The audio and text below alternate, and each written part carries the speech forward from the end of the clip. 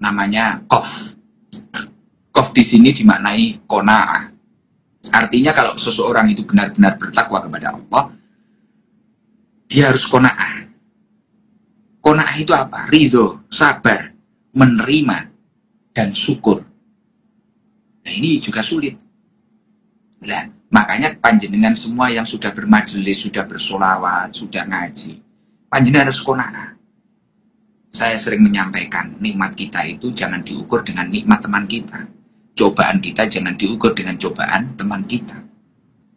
Karena selera kita pun sudah berbeda. Hobi kita pun sudah berbeda. Apalagi masalah nikmat, apalagi masalah ujian. Kita harus berusaha ridho. Loh, ini kok seperti ini? Kenapa? Mungkin kok yang mungkin katakanlah semisal contoh ya contoh ini kenapa ini kok yang haji ini kok berkali-kali ini adalah Haji Mustafa. Contoh mungkin ini kenapa ini kok yang viral saat ini adalah Danu ataupun Syahrul Badol ataupun siapa. Ini kenapa ini? Mungkin yang kaya pada waktu hari ini adalah yang masyhur mungkin di kalangan kita adalah siapa, atau Haji Begi atau siapa ya sih, atau Haji Mustafa atau apa. Lah, ketika orang itu sudah memiliki konsep takwa dalam dirinya, dia mampu qanaah, ridho di dalam dirinya. Ya memang ini saya, jatah dari Allah ya memang seperti ini.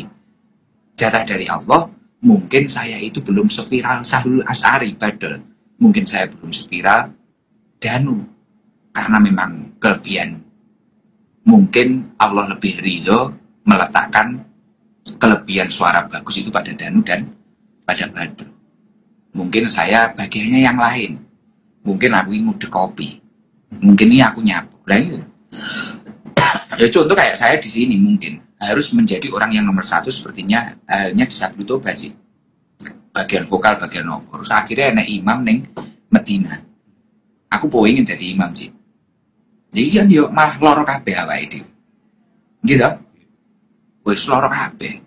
Kita akan sakit semua. Maka dari itu ketika seseorang itu mampu bertakwa, selayaknya dia itu harus qaf di situ adalah bimakna qanaah.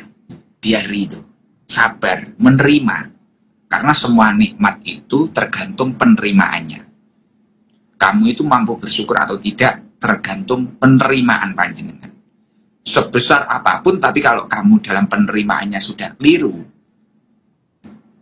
besar, nominalnya besar, atau nilainya besar, tapi dalam penerimaanmu sudah keliru, itu kamu kira itu jatah untuk kemaksiatanmu atau apa, penerimaanmu salah, kamu tidak akan menjadi orang yang qanaah dan tidak akan mampu bersyukur kepada Allah Subhanahu wa taala. Jadi, yang pertama adalah tawadhu, yang kedua adalah qanaah. Jadi semakin kita itu mendapatkan nikmat dari Allah atau apapun itulah bentuknya, tawadhu, setelah itu qanaah. Kita mampu menerima, benar-benar menerima dengan baik. Ridho dan mampu menerima. Setelah qaf ada wawu. Wawu di situ adalah maknanya waraun.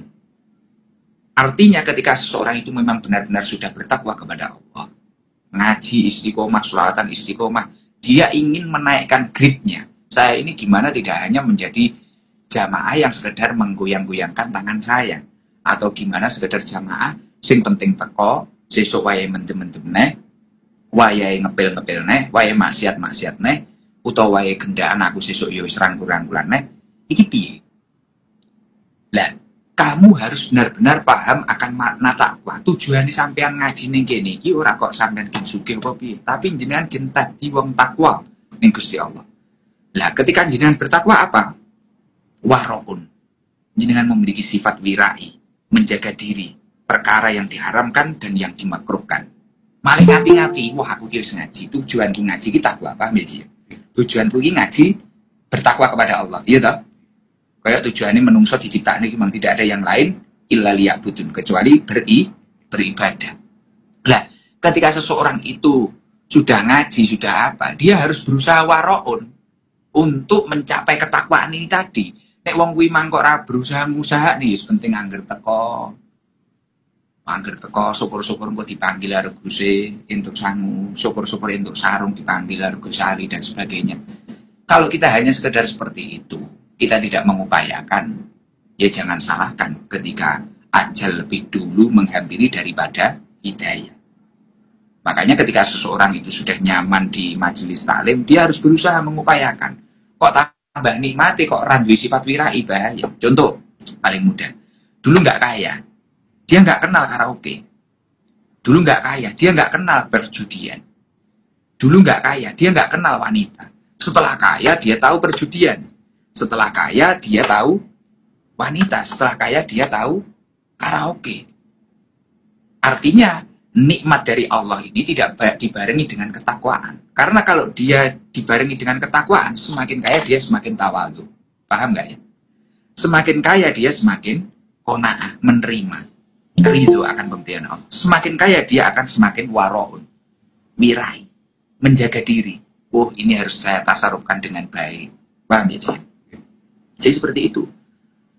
Dan setelah wawu pada takwa, nanti kamu tulis takwa, itu ada ya.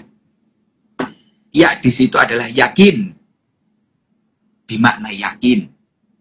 Artinya apa? Kamu harus semakin yakin, mantap, tanpa ada keraguan sedikit. Bahwasanya ketika saya melakukan ibadah ini murni karena Allah Subhanahu wa taala dan saya berusaha meningkatkan ketakwaan saya kepada Allah. Saya yakin degengane pusat. Semua urusan saya akan diselesaikan oleh Allah Subhanahu wa taala. Itu takwa.